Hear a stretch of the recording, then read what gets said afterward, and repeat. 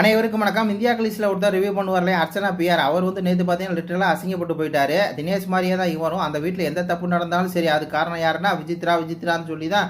எப்படி வந்து பார்த்தீங்கன்னா தினேஷ் விஜித்ரா பைத்தியம் பிடிச்சி அலைகிறாரோ அதே மாதிரி இவரும் பார்த்தீங்கன்னா அந்த வீட்டில் வேறு யார் தப்பு செஞ்சாலும் இவர் கண்ணுக்கு தெரியாது, கேட்கவே மாட்டார். ஆனால் விஜித்ரா அம்மா ஏதாவது தப்பு செஞ்சுட்டாங்க அப்படின்னா அதை மட்டும் கேட்டு வந்து இப்படி பேசிட்டாங்களே அப்படின்னு சொல்லி பார்த்தீங்கன்னா அதை பெருசாக பேசிட்டே இருப்பார். அர்ச்சனா தப்பு செய்கிற தப்புலாம் தப்பு கிடையாது, ஏன்னா காசு வாங்கிட்டார்ல, அதனால் தப்பு கிடையாது. அதே மாதிரி தினேஷ் பண்ணுற தப்புலாம் தப்பு கிடையாது. தினேஷ் பார்த்தீங்கன்னா கண்டென்ட்டுக்காக அவங்க பர்சனல் லைஃப் பேசினதெல்லாம் தப்பு கிடையாது. ஆனால் இவங்க ஏதாவது சொல்லிட்டாங்கன்னா அது மட்டும் தப்புன்னு சொல்லி பார்த்தீங்கன்னா அப்படியே அந்த ரிவ்யூவில் வந்து பார்த்தீங்கன்னா ஆய்வுன்னு சொல்லி பார்த்தீங்கன்னா அப்படியே இந்த குதிப்பார் இல்லையா, அவர் வந்து பார்த்தீங்கன்னா நேற்று லிட்டரலாக அசிங்கப்பட்டு போயிட்டாரு. இதுக்கு முன்னாடி ஒரு பிக் பாஸில் வந்து மோகன் வித்யான்னு சொல்லி ஒரு சார் வந்து இருந்துறாரு. அந்த சார் வந்து பார்த்தீங்கன்னா நேற்று ஜோக்கர் இன்டர்வியூவில் வர்றாரு, ஜோக்கரோட ரிவ்யூவிலே வர்றாரு.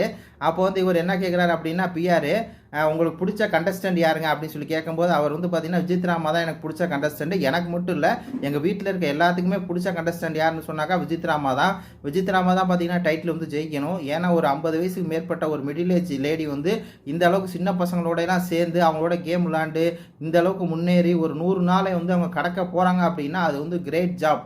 அந்த மாதிரி ஒருத்தவங்க செஞ்சுருக்காங்க அப்படின்னு நம்ம பாராட்டணும். அவங்க தான் என்னுடைய பெஸ்ட் கண்டஸ்டன்ட் அப்படின்னு சொல்லி சொல்கிறாங்க.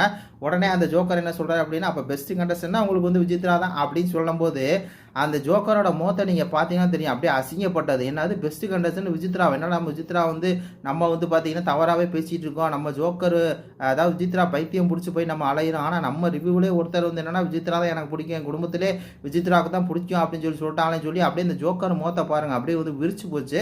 அதுக்கப்புறம் திருப்பி இந்த ஜோக்கர் கேட்குறாரு, அப்போ வந்து மோகன் சாருக்கு பிடிச்ச கண்டஸ்டன்ட் அப்படின்னு சொன்னாக்கா விஜித்ராமா தான் அப்படின்னு சொல்லி கேட்குறாரு. உடனே அதுக்கு மோகன் சார் என்ன சொல்கிறாருன்னா, அதாவது பெஸ்ட் கண்டஸ்டன்ட் மட்டும் கிடையாது, பிடிச்ச கண்டஸ்டன்ட் மட்டும் கிடையாது, அவங்க வந்து நல்ல ஒரு ஹியூமன் பீயிங், நல்ல ஒரு மனிதர், அதனால தான் அவர் எங்களுக்கு பிடிக்கும் அப்படிங்கிறாரு. பார்த்தீங்கன்னா ஒரு வேறு லெவலில் சம்பவம் பண்ணி விட்டு போயிட்டாரு. மோகன் சாரை பொறுத்தவரை டைட்டில் வின்னர் யாருன்னு கேட்டால் விஜித்ராமா தான் அவர் சொல்லுவார் அப்படிங்கிற மாதிரி தான் அவருடைய பேசி தோணி எல்லாமே இருக்குது. வேறு லெவல் ஒரு சம்பவம் அப்படின்னே சொல்லலாம். இது பற்றி கருத்துக்களை சொல்லுங்கள். நன்றி, வணக்கம்.